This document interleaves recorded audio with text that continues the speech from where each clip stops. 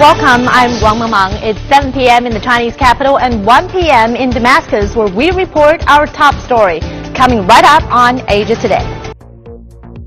दिल्ली में विधानसभा चुनाव का शंखनाद होते ही तमाम राजनीतिक पार्टियों का मैदान में उतरना शुरू हो गया है। इसके साथ ही बाबा साहेब अम्बेडकर की पार्टी ने रविवार को नई दिल्ली के प्रेस क्लब ऑफ इंडिया में रिपब्लिकन पार्टी ऑफ इंडिया में आगामी विधानसभा चुनाव में 70 की 70 विधानसभा सीटों पर चुनाव लड़ने का ऐलान किया है। आपको बता दें कि पार्टी यह चुनाव डॉक्टर भीमराव अम्बेडकर के पौत्र डॉक्टर भीमराव यशवंतराव अम्बेडकर के नेतृत्व में लड़ने जा रही है। पत्रकारों को संबोधित करते हुए पार्टी के राष्ट्रीय अध्यक्ष यशवंत राय ने ऐलान किया है। आप भी सुनिए उन्होंने और उनके कार्यकर्ताओं ने क्या कुछ कहा।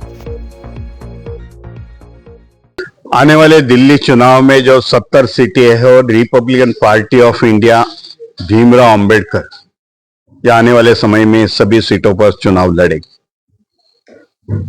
ये बाबा साहब की ओरिजिनल पार्टी है, रिपब्लिकन पार्टी ऑफ इंडिया बाबा साहब ने स्थापित की है। बाबा साहब के समय, बाबा साहब के महापरिनिर्वाण के बाद भी ये पार्टी 80 तक अच्छी चली, लेकिन बाद में रिपब्लिकन पार्टी के नेता महाराष्ट्र में सीमित रह गए।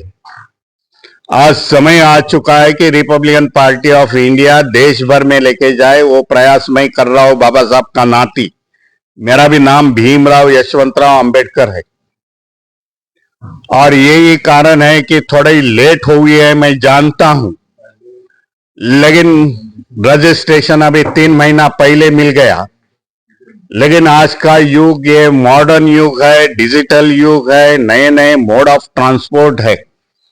उसके वजह से बाबा साहब के विचारधारा, रिपब्लिकन पार्टी की विचारधारा यहाँ के शेड्यूल कास्ट, शेड्यूल ट्राइब, वंचित समाज के लोगों के सामने मैं लूंगा और उनको बता दूंगा कि भाई राजनीति में आगे आना है, राजनीति में पावर कैप्चर करना है। जो संदेश बाबा साहब अम्बेडकर ने दिया था, आज हम लोग राजनीति से बाहर हो गए। हमें कोई राजनीति में पावर शेयरिंग कोई सी पार्टी देती नहीं। इसके लिए हमारे को हमारी पार्टी चलानी पड़ेगी, हमारे हक और अधिकार के लिए। ये बात लेके मैं दिल्ली इलेक्शन में उतर रहा हूं। जय भीम, जय संविधान। अनुसंधान में मैं इतना ही कहना चाहूंगा कि जो हमारे आपके और सभी समाज के लोगों के साथ जो अन्याय और अत्याचार हो रहे हैं और खास करके रूलिंग पार्टी की तरफ से जो बार बार संविधान बदलने की साजिश की जा रही है और आए दिन कोई ना कोई ऐसी बातें होती रहती है कि जिसकी वजह से आम आदमी अपने रोजी रोटी के लिए, युवा अपने रोजगार के लिए, महिलाएं अपने परिवार के लिए महंगाई और बढ़ती जा रही है। सभी प्रकार से देखा जाए तो विद्या से वंचित हो रहे हैं। शैक्षणिक संकुल में देखा जाए तो आज सरकारी स्कूलें बहुत सारी बंद हो चुकी है। हमारे गुजरात में कम से कम 10,000 स्कूल बंद कर चुके हैं, महाराष्ट्र में 35,000 स्कूल बंद हो चुकी है। तो आज दिन शिक्षा में महंगा होता जा रहा है ताकि लोग अशिक्षित बने रहे और ये अपनी मनमानी करते रहे। खास करके जो डर का राज फैला रखा है, डरा के राज कर रहे हैं, ऐसी परिस्थिति में आम जनता का संविधान के द्वारा मिले हुए अधिकार, हक उनको मिलते नहीं है, पहुंचते नहीं है और उसके आड़ में कुछ और ही साजिश की जाती है।